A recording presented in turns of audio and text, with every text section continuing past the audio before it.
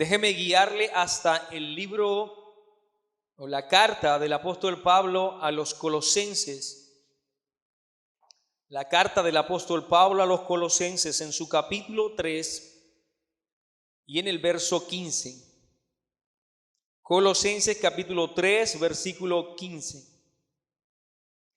Dice la palabra del Señor: y la paz de Dios gobierne en vuestros corazones, a la que asimismo fuisteis llamados en un solo cuerpo, y sed agradecidos.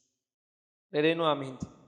Y la paz de Dios gobierne en vuestros corazones, a la que asimismo fuisteis llamados en un solo cuerpo, y sed agradecidos. Ciertamente este mes se ve como uno de continuas expresiones de agradecimiento. Muchos son los que elevan oración a Dios o a lo que ellos consideren para recordar lo bueno que han vivido a lo largo de todo este año. Y aunque se despierta un fervor por agradecer, no con ello debemos pensar que es el mes más espiritual o de mayor devoción. Yo deseo, mi hermano, que echemos una mirada al texto del día de hoy y veamos cómo la Escritura nos presenta claras razones para que tú y yo seamos agradecidos. Siendo este el título entonces de este sermón, agradecidos. Y quisiera entonces que lo dividamos solo en dos puntos, y es un llamado a la gratitud y las razones por lo cual nosotros, o razones por lo cual debemos ser agradecidos. Un llamado a la gratitud sería entonces el primer punto, y esto es claro puesto que la Biblia constantemente nos invita a ello. Primera a los Tesalonicenses capítulo 5 versículo 18 dice: dad gracias en todo, porque esta es la voluntad de Dios para con vosotros en Cristo Jesús. Primera a los Tesalonicenses capítulo 5 versículo 18. Y leamos también Efesios capítulo 5 versículo 20. Dice: dando siempre gracias por todo al Dios y Padre en el nombre de nuestro Señor Jesucristo. Las palabras que resaltan tanto del texto de la carta a los Tesalonicenses como de Efesios son siempre y en todo. Y quisiera que veamos eso. No solamente nos invita a ser agradecidos, sino que nos dice siempre y en todo. Y debemos subrayar estas palabras porque lastimosamente hemos hecho de la gratitud una oración. Y esto es así porque muchas veces hemos malentendido textos como Filipenses 4:6. Ese texto que nos dice: por nada estéis afanosos, sino que sean conocidas vuestras peticiones delante de Dios en toda oración y ruego con acciones de gracia. La verdad es que muchos han venido a este pasaje y de alguna manera han pensado que la gratitud se debe expresar en oración. Que al hablar de gratitud es aquella que está insertada en las oraciones que hacemos cada día. Iniciamos agradeciendo al Señor por un nuevo día. Cada vez que vamos a la mesa agradecemos a Dios por la posibilidad de tener sustento para nuestro cuerpo. Cuando vamos al trabajo agradecemos al Señor por proveer los recursos que tiene en nuestra mano. En la noche antes de acostarnos agradecemos al Señor por la cama en la cual vamos nosotros a dormir y descansar nuestro cuerpo también. Pero debemos reconocer algo, que estas oraciones que hacemos a lo largo de nuestro día y que hacen parte de esas oraciones rutinarias que hemos diseñado en nuestro diario vivir, no son en sí mismo agradecimiento, porque muchas personas pueden hacer eso, pueden tener esas oraciones cortas, esos momentos en los que expresan a Dios oración y pensar y sentir que son agradecidos. Pero Filipenses 4:6, el texto que leíamos hace un momento, y las otras dos citas anteriores nos hablan de acciones de gracia. Nos dicen que deben ser conocidas nuestras peticiones delante de Dios, pero que debemos tener acciones de gracia. Por lo tanto, no nos dicen que nuestras oraciones son los mecanismos en los cuales nosotros vamos siempre a estar dando gracias a Dios, aquellas cortas o pequeñas oraciones de esos cuantos segundos que hacen parte de nuestra vida. Agradecer al Señor en realidad es más que decir gracias, Señor, antes de comer, antes de acostarnos, antes de ir al trabajo, al salir de la casa o al regresar en la casa a la noche. Debemos, mis hermanos, reconocer que si estamos vivos, jamás ha sido por mérito propio, jamás ha sido por algo en nosotros. Por lo tanto, el agradecimiento no puede ser algo que haga parte de esos breves momentos de nuestro día. No se trata de apartar un minuto para reconocer que dependes de Dios antes de acostarte, cuando todo el día, o por lo menos la mayor parte de él, viviste según tu voluntad, quejándote por todo lo que te hace falta, amargándote por todo lo que viene a ti, sintiéndote que eres desdichado, que nada de lo que viene a tu vida está bien, que todo te cuesta, que vienes a este mundo a sufrir, que estás solo, que estás sola, insatisfecho por todo, pero antes de acostarte da gracias a Dios y siente que eres agradecido. Por lo tanto, no podemos ver el agradecimiento como esos breves instantes de oración en el que le decimos al Señor gracias, cuando todo el resto de nuestro día en realidad nos quejamos. En realidad vivimos amargados, considerando que nuestra realidad no es buena. Las palabras de los textos son en todo, por todo, con acciones de gracia. Y Colosenses 3:15, el texto que leímos al inicio, nos dice: sed agradecidos. Y la gratitud no es algo que hacemos, es algo que somos. Lo que hacemos solo evidencia lo que en realidad somos. El Señor Jesucristo dijo en Marcos capítulo 7, versículo 15: nada hay fuera del hombre que entre en él que le pueda contaminar, pero lo que sale de él, eso es lo que contamina al hombre. Recordemos que los fariseos estaban pensando en lo que el hombre hacía, no lo que el hombre era. Y Cristo llamó la atención a lo que el hombre es en su interior y que eso mueve todo lo que él hace. No pensemos que la Biblia nos llama a tener pequeñas expresiones de gratitud. No piense usted que la Biblia le está invitando a que usted debe reconocer que Dios le gobierna, que reconocer que Dios le invita, le provee, le ayuda, que el Señor está con usted y que solo en esos breves instantes en los que reconoce la voluntad de Dios es ya en sí mismo una expresión de gratitud. La gratitud debe ser un estilo de vida en nosotros. Y es así porque no somos impíos, puesto que la Biblia enseña claramente que los impíos, como esencia natural de lo que ellos son, hace parte también la ingratitud.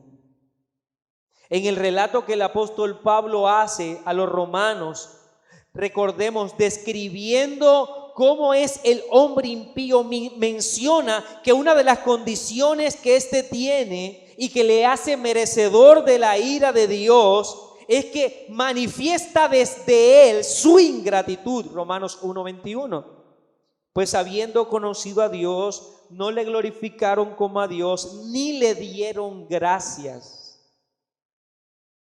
Por lo tanto, Pablo reconoce que la ingratitud es algo natural en el impío. De allí que la Biblia no conciba a un creyente ingrato, porque debe ser parte de lo que él es. La ingratitud también define al hombre sin Dios que describe el apóstol Pablo y que harán parte de los postreros tiempos según la carta a Timoteo, en 2 Timoteo capítulo 3 versículo 2. Cuando dice, porque habrá hombres amadores de sí mismos, avaros, vanagloriosos, soberbios, blasfemos, desobedientes a los padres, ingratos, impíos. 2 Timoteo 3:2 es la cita. De manera que nosotros podemos reconocer que la Biblia nos invita al agradecimiento, pero no con esas expresiones pálidas que tenemos nosotros y que hacen parte de nuestra vida. El salmista nos dice en el Salmo 100, versículo 4, entrar por sus puertas con acción de gracia, por sus atrios con alabanza, alabadle, bendecid su nombre. ¿Y por qué el salmista dice entrar por sus puertas con acción de gracia? En hebreo la expresión gracias es la palabra toda,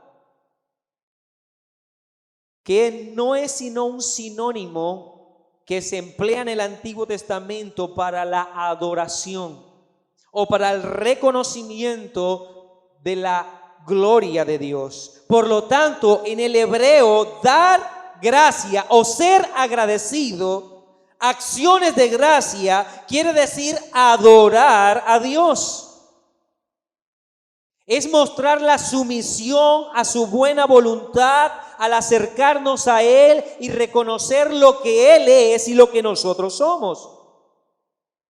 Por lo tanto, al hablar de ser agradecidos, de acciones de gracias, estamos hablando de adoración. Y la adoración no es algo que nosotros hacemos los domingos en la mañana. Es algo que hace parte de nuestra vida. Por lo tanto, la Biblia una y otra vez nos invita a que entendamos lo que es el agradecimiento, lo que son las acciones de gracia y cómo esta debe en realidad ser parte de toda nuestra vida. Pero permítame darle algunas razones para ser agradecidos. Aunque entiendo que la sola invitación de la Santa Escritura debería ser suficiente para ello, pero algunas veces debemos recordar por qué debemos serlo. Y en cuanto a las razones entonces para ser agradecido, permítame listarla. Y la primera de ellas es que debemos recordar que se nos ha dado paz. Se nos ha dado paz. Hemos dicho hasta ahora que la gratitud no se trata de simples expresiones verbales, sino de adoración, de una vida que manifiesta una sumisión y una entrega total a Dios. Y esto es algo que en realidad reconoceremos en el Antiguo Testamento, como ya lo dijimos, por la mera expresión de la palabra gracia, que también es sinónimo de adoración, sino porque Dios mismo estableció también en el Antiguo Testamento que los sacrificios, aquellos que le adoraban, también incluirían este elemento. Algo que Dios mismo instituyó en el Antiguo Testamento son las ofrendas de acciones de gracia, para reconocer precisamente que estamos en gratitud a Dios. Levítico capítulo 7, versículo 12 y versículo 13. Dice, si ofreciere en acción de gracias, ofrecerá por sacrificio de acción de gracias tortas, sin levadura amasada con aceite y hojaldres sin levadura untadas con aceite y flor de harina frita en tortas amasadas con aceite. Con tortas de pan leudo presentará su ofrenda en el sacrificio de acción de gracia de paz. Levítico 7, 12 y 13. El Señor Dios llamó sacrificio de acción de gracia, le llamó a este sacrificio en particular. Ahora, ¿por qué le llamaba sacrificio de acción de gracia? Porque era hecho en paz con Dios. Este era un reconocimiento de lo que ahora se tenía con Dios y que hasta hace un tiempo atrás, antes del sacrificio, no se tenía, ¿Qué era esta paz? Las acciones de gracias entonces estaban encaminadas ¿a qué? A reconocer la nueva condición que se tiene con Dios, en este caso una de paz. Y este era el espíritu que debía mover al judío para expresar su gratitud. Cada vez que el judío traía una ofrenda, un sacrificio como este, debía recordar que él se encontraba ahora en paz con Dios y así adoraba y daba gracia. Algo particular de esta ofrenda es que debía ser comida por la persona que la ofrecía. A diferencia de otros sacrificios que podían ser comida solo por los sacerdotes. En este caso, el que la ofrecía debía comerla, y Dios había establecido que esa ofrenda de acción de gracia no se podía guardar, no se podía comer al día siguiente, sino que ese mismo día, si alguno lo guardaba para otro día, era indigno y contaminaba la ofrenda. Dios mismo reconocía entonces que cada día se debía entonces agradecer. ¿Por qué? Por la paz que ahora se tiene con Él. No sé si usted entiende el espíritu entonces que hay detrás de todo el sacrificio de las acciones de gracia del Antiguo Testamento. Cristo se ofreció una sola vez y para siempre. El judío debía hacer esto una y otra vez, y expresar su gratitud por la paz que tenía. Pero Efesios 2:13 dice: pero ahora en Cristo Jesús, vosotros que en otro tiempo estabais lejos, habéis sido hechos cercanos por la sangre de Cristo, porque Él es nuestra paz. Cristo es nuestra paz. Y si el judío debía ofrecer sacrificio y ofrenda de gratitud, reconociendo la paz que tenía con Dios, mi hermano, ¿qué queda para ti y para mí? Como creyentes, debemos ser agradecidos, puesto que la paz la logró nuestro Señor Jesucristo. En la cruz, en ese sacrificio, hizo lo que era imposible con nuestros propios méritos o nuestras propias fuerzas. En realidad debe brotar gratitud de nosotros, porque el momento que vivimos es uno de paz con Dios. Note cómo lo presenta el texto del cual partimos, Colosenses 3:15. Y dice: y la paz de Dios gobierne en vuestros corazones, a la que asimismo fuisteis llamados en un solo cuerpo, y sed agradecidos. Pablo entonces dice que esa paz que ahora debe gobernar nuestro corazón debe movernos a ser agradecidos. No necesitamos sacar un listado de todos los bienes materiales que pudiste adquirir a lo largo del año, de los meses que pasaron en los cuales disfrutaste salud, de los proyectos que salieron bien a lo largo del año, para luego entonces al final del ocaso de decir: soy agradecido por todo lo que Dios me ha dado. ¿No es eso en realidad restarle importancia a la verdadera necesidad que tú y yo teníamos? Éramos enemigos de Dios y Cristo con su sacrificio logró la paz. En este momento estamos en paz con Dios. Él es nuestra paz. Tú y yo deberíamos estar agradecidos siempre. Sea cual sea la forma en que vivamos en este mundo, no importa nuestro género, nuestra posición social, las capacidades intelectuales que tengamos, si tenemos posesiones o no, sea como vivamos, la mayor razón por la que debemos ser agradecidos es porque con Cristo y por medio de Él ya no estamos en enemistad con Dios. No reposa sobre nuestra cabeza aquella sentencia de reos de ira y de justicia divina. La ira ya no está reservada para nosotros, amado hermano. Por ello no podríamos expresar nuestra gratitud solo en pequeñas oraciones. Todo nuestro día, toda nuestra vida debería ser y debería estar dirigida a eso, agradecer la paz que el Señor obtuvo para nosotros. Mi hermano, si tú esperas ser agradecido cuando tu estómago esté lleno, cuando tu billetera esté llena, cuando todo esté bien, solo cuando tengas salud, sería restarle importancia al sacrificio de Cristo. Mas Él herido fue por nuestras rebeliones, molido por nuestros pecados. Es la razón por la que Él fue herido, la razón por la que Él murió en la cruz. El castigo de nuestra paz fue sobre Él. Esta vida que tenemos, mi hermano, no será suficiente para manifestar la gratitud a nuestro buen Dios, a ese Rey de gloria, por lo que logró Él en la cruz al darnos su paz. Mi hermano, tú y yo deberíamos estallar en gratitud. Tú y yo deberíamos vivir todos los días de nuestra vida expresando esa gratitud.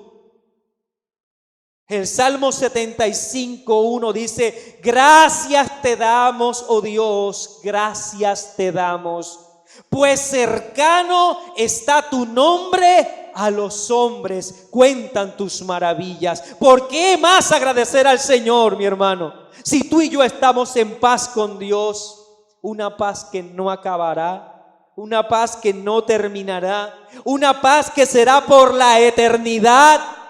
¿Por qué angustiarnos? ¿Por qué quejarnos? Porque nos falta esto y aquello cuando se nos ha dado su paz.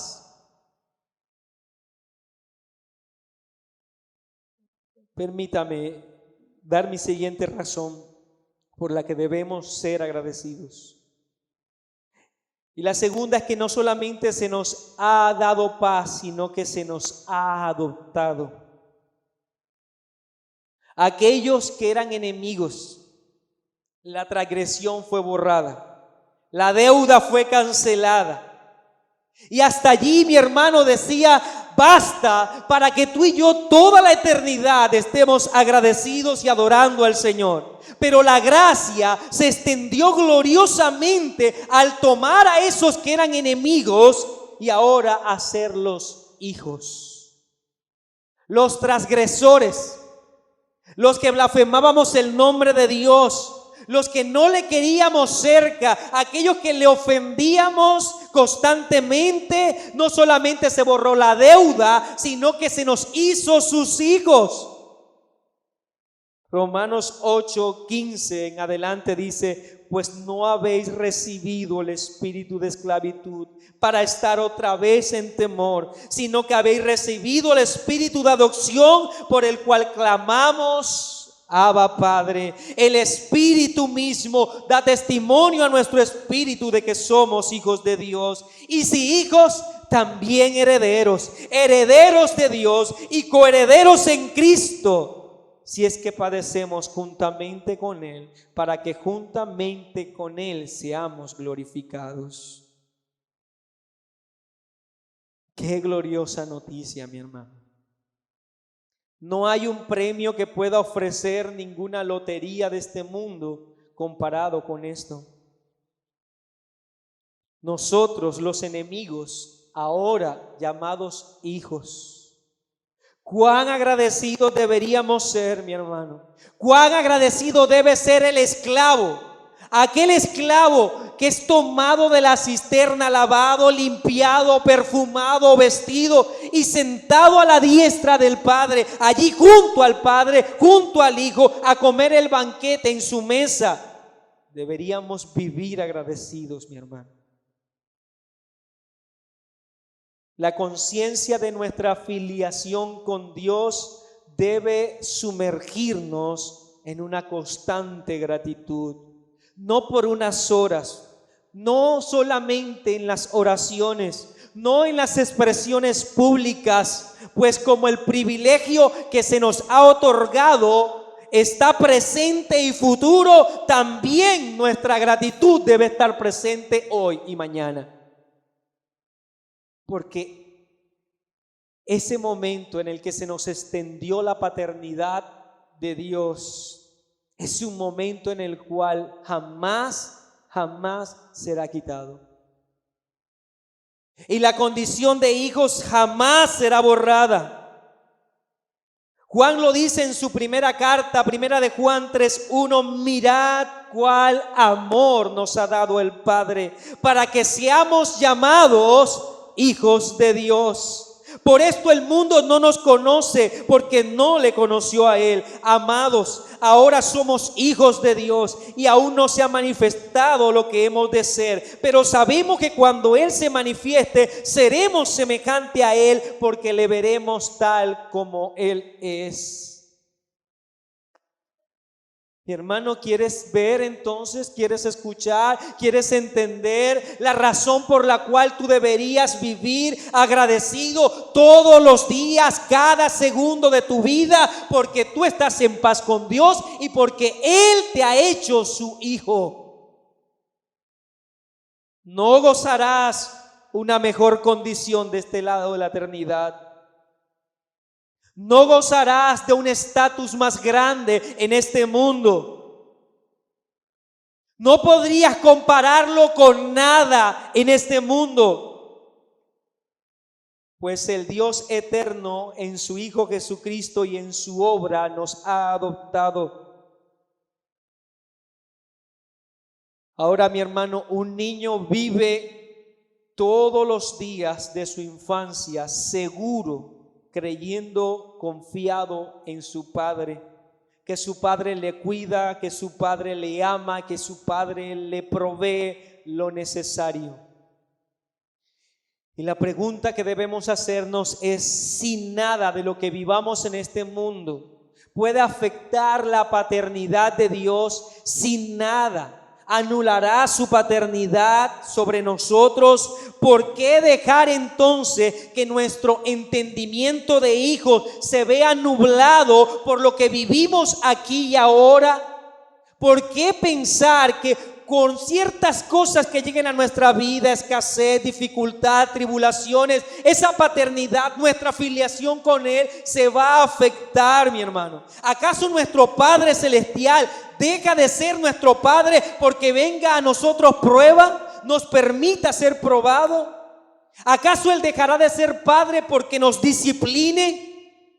¿Acaso dejará de ser Padre Él porque nos ayude a crecer, aunque esto implique dolor a nuestra vida? Él es nuestro Padre y nada va a interrumpir la formación que tiene sobre nosotros. Por lo tanto, debemos ser agradecidos, porque todo lo que Él permite en nuestra vida es el cuidado tierno de un Padre amoroso.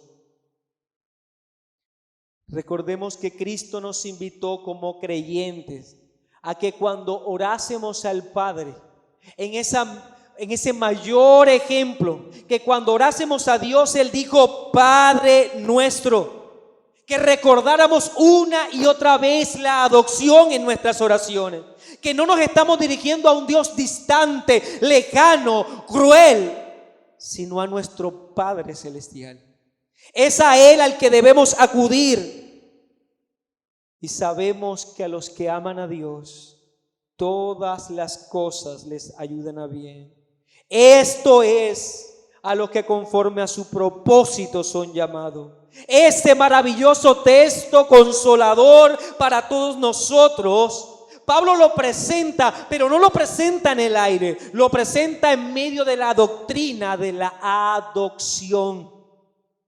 Porque el versículo 29 dice lo siguiente: porque a los que antes conoció, también los predestinó para que fuesen hechos conforme a la imagen de su Hijo, para que Él sea el primogénito entre muchos hermanos. Así que si hablamos de que todas las cosas ayudan para bien, es porque somos hijos de Dios. Es porque Él es nuestro Padre, porque Él está al cuidado de nosotros, porque Él provee todo lo necesario para nuestra vida, porque Él nos cuida como Padre amoroso que Él es. ¿Tienes razones para agradecer, mi hermano? Aquí hay una poderosa razón. todas las cosas te ayudan a bien, porque Él es tu Padre celestial. Y todo ayuda a eso, a que tú seas formado como su hijo. A eso te ayudará. Cada cosa, cada elemento, cada circunstancia que venga a tu vida, Él lo permite con una sola intención: que tú seas formado a la imagen de su Hijo. Sean momentos de alegría o de dolor, sean de abundancia o de escasez, sea de compañía o de soledad, sea de salud o de honda enfermedad, la mano tierna de nuestro Padre está formándonos siempre a la imagen de su Hijo. Y debemos estar agradecidos por eso. Como hijos debemos agradecer al Señor, porque Él tiene el control de nuestra vida. De manera, mi hermano, que debemos agradecer al Señor, porque Él nos ha dado paz. Él también nos ha adoptado. Permítame decir una más. Porque Él nos protege. El domingo pasado leíamos un poderoso texto, Primera de Pedro 1, y quisiera recordarlo nuevamente, el versículo 3 al 5. Bendito el Dios y Padre de nuestro Señor Jesucristo, que según su gran misericordia nos hizo renacer para una esperanza viva por la resurrección de Jesucristo de los muertos, para una herencia incorruptible, incontaminada, inmarcesible, reservada en los cielos para vosotros, que sois guardados por el poder de Dios mediante la fe para alcanzar la salvación que está preparada para ser manifestada en el tiempo postrero. Estamos frente a lo que podríamos llamar la teología de la salvación de Pedro o la soteriología de Pedro. Él dice que en la misericordia de Dios hemos nacido de nuevo, que siendo ahora hijos de Dios recibimos una herencia. Como nueva criatura ahora se nos adopta. Pero también nos dice Pedro que en esa condición de hijos se nos guarda celosamente con el poder de Dios para alcanzar aquello que se nos ha prometido. Por eso dice Pedro que sois guardados por el poder de Dios mediante la fe. En otras palabras, Pedro nos dice que no solo se nos hace hijos, sino que el poder de Dios nos preserva en esa condición. De tal manera, mi hermano, que vamos a llegar seguros al final de la jornada. Y aquello que Cristo ganó para todos los que son hijos, se nos entregará a nosotros. ¿Por qué? Porque el poder de Dios nos guarda. Tú y yo podemos vivir muchas inseguridades de este lado de la eternidad y no dar por sentado muchas cosas. Podemos no estar seguros del mañana, podemos no estar seguros de nuestro trabajo, podemos no estar seguros de las personas que están a nuestro lado, podemos no estar seguros de nuestra propia fuerza, pero de algo sí debemos estar seguros, y es del poder de Dios. Ese poder que dice que estamos seguros en Él, que sois guardados por el poder de Dios. El poder del Padre para proteger a sus hijos, para preservarles hasta la manifestación plena de la adopción. Y Juan lo dijo: amados, ahora somos hijos de Dios, ya somos hijos de Dios, aunque no se ha manifestado lo que hemos de ser. Pero sabemos que cuando Él se manifieste, seremos semejantes a Él, porque le veremos tal cual es. No hay duda en las palabras de Juan. Somos hijos, aunque todavía no se ha manifestado plenamente la adopción. Ese día veremos al Señor y entenderemos todos que somos hijos. Escuchemos a Cristo decir en Juan capítulo 6, versículo 38 al 40, porque he descendido del cielo no para hacer mi voluntad, sino la voluntad del que me envió. Y esta es la voluntad del Padre del que me envió, que todo lo que me diere no pierda yo nada, sino que lo resucite en el día postrero.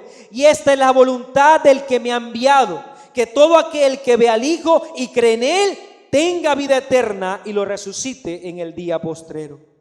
Contamos con la protección del Padre, pero también con la protección del Hijo. Él ha prometido protegernos.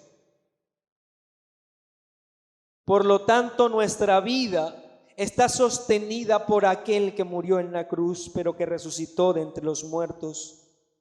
Debe alimentar esto nuestro sentido de gratitud. Es verdad, mi hermano, con luchas, tropiezos, dificultades, pero sigue siendo hijo de Dios al final del día.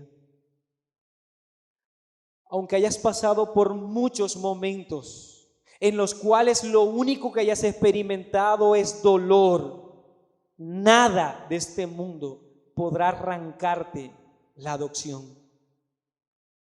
Él nos protege como creyente. Estamos bajo su cuidado, mi hermano. El salmista inspirado lo dice de esta manera: Jehová es mi pastor y nada me faltará. En lugares de delicados pastos me hará descansar, junto a aguas de reposo me pastoreará, confortará mi alma, me guiará por sendas de justicia por amor de su nombre. Aunque ande en valle de sombra de muerte, no temeré mal alguno, porque tú estarás conmigo. Tu vara y tu cayado me infundirán aliento. Aderezas mesas delante de mí en presencia de mis angustiadores. Unges mi cabeza con aceite, mi copa está rebosando. Ciertamente el bien y la misericordia me seguirán todos los días de mi vida, y en la casa de Jehová moraré por largos días. ¿Qué describió el salmista sino la vida del creyente? Él, David, un hábil pastor, se comparó no con un pastor, sino con una frágil y torpe oveja, porque él sabía muy bien que siendo hábil pastor, el mejor de todos los pastores es el Señor. Y David describe cómo nada le faltará, pero este nada le faltará es para seguir siendo oveja de su pastor. No le faltará el alimento, no le faltará el cuidado, no le faltará el ser pastoreado, el ser guiado, no le faltará la disciplina a su vida, no le faltará la protección. ¿Para qué? Para llevarlo de un lugar hasta el redil del Padre, mi hermano. Tú y yo deberíamos nosotros reconocer que aquel que está sobre nosotros es el pastor, nuestro buen pastor. Todo lo que necesitamos, Él lo provee para seguir siendo sus hijos, para cuidarnos celosamente, hasta llegar y terminar en esa gloriosa declaración de David: en la casa de Jehová moraré por largos días. Seamos agradecidos, mi hermano, porque Él nos ha dado su paz, porque Él nos ha adoptado, porque Él nos protege seguros hasta la eternidad.